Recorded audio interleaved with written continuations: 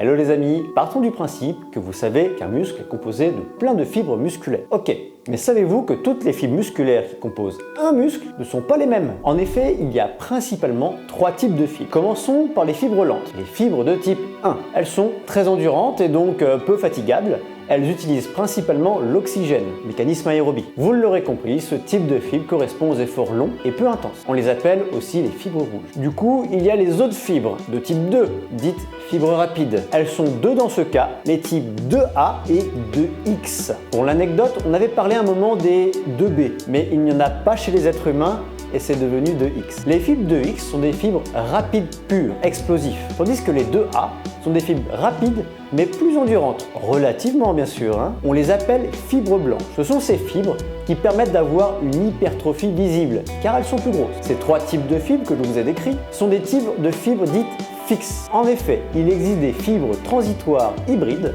dites fibres de type 2C. Il est extrêmement rare de voir une fibre de type 2 qui devienne de type 1. Et inversement, ces fibres sont une zone grise entre les fibres de type 2A et 2X. C'est le témoin visible de l'action de transition. Et pour finir, on observe une répartition de fibres lentes plutôt au cœur du muscle et les fibres de type 2 en périphérie. Finalement, il y en avait à dire.